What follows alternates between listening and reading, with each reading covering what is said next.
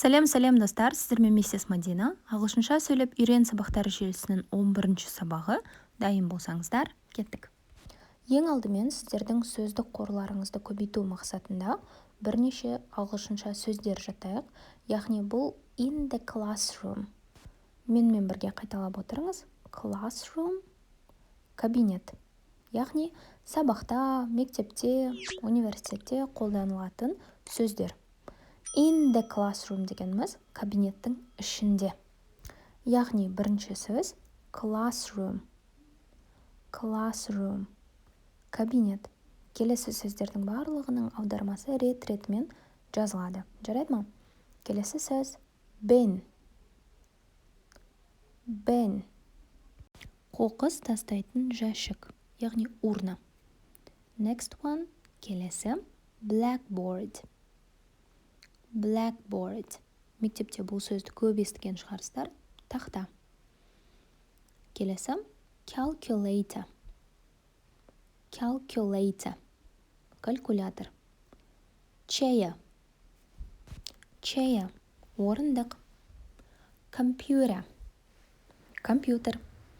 Cupboard. Cupboard деп те айтады. Cupboard.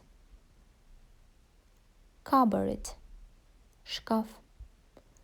Desk. Desk. Диск деген сияқты, я? Desk. Письменный стол. Яғни орындығыңыз, сабақ жасайтын письменный стол. Desk. Келесі өте өзіме ұнайтын сөз eraser. Менімен бірге міндетті түрде қайталап отырыңыз. Eraser. Өшіргіш. Exercise book. Exercise book. Дәптер. Interactive whiteboard. Interactive whiteboard. Интерактивті тақта. Pen. Ручка. Pencil. Карандаш. Pencil case. Пенал. Pencil sharpener. Pencil sharpener. Точилка. Яғни ұшығарғыш. Ruler. Ruler. Линейка. School bag. School bag. Портфель. Яғни мектепке ұстайтын сумка. School – мектеп, bag – сумка. В общем, портфель. Shelf.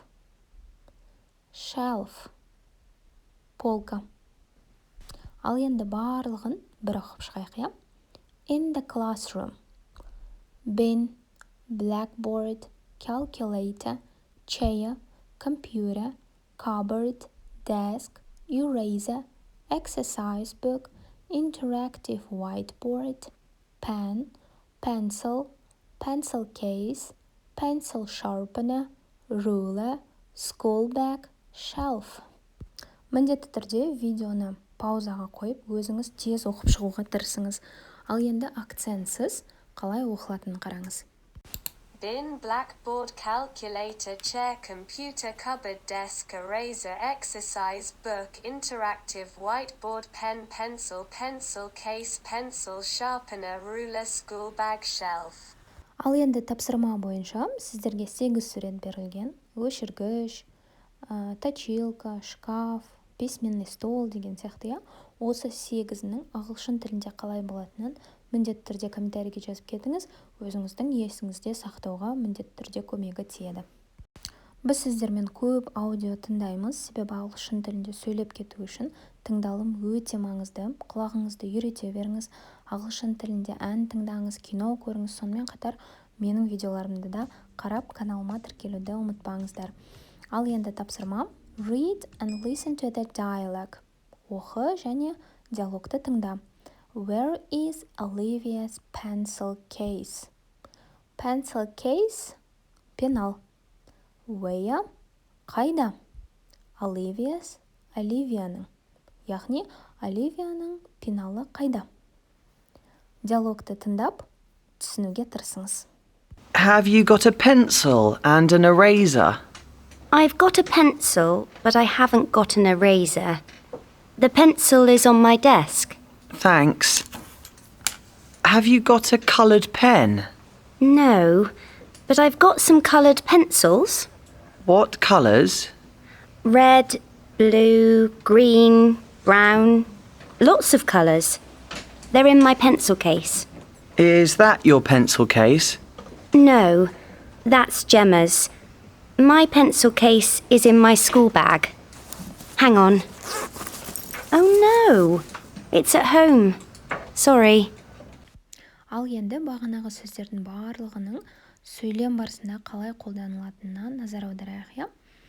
Ең бірінші, have you got a pencil and an eraser? An eraser. An деген сияқты артикльге біз сіздермен келесі сабақта тоқталатын боламыз. An eraser дегенді бөлек айтпайды, қосып жібереді, иә? An eraser.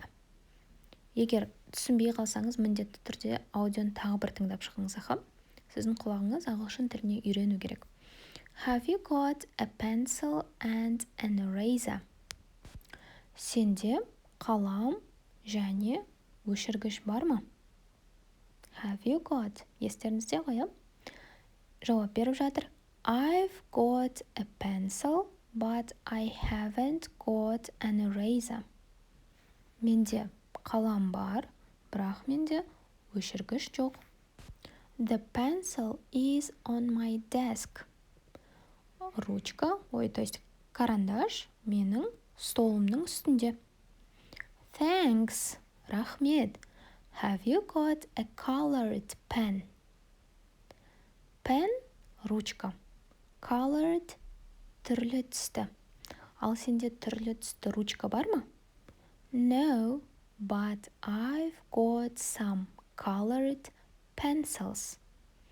Жоқ, бірақ менде түрлі түсті қаламдар бар. What colors? Қандай түстер? Red, blue, green, brown, lots of colors. Red, қызыл. Blue, көк. Green, жасыл. Brown, қоңыр. Lots of colors. Көптеген түстер бар. They are in my pencil case. Олар менің пеналымда. Is that your pencil case? Мынау сенің пеналың ба? No, жоқ. That's Gemma's. Олар Gemma'нікі. My pencil case is in my school bag. Менің пеналым менің портфелімнің ішінде. Hang on. Ой, блин, ойбу деген сияқты күте тұр. No, жоқ. It's at home. Үйде екен.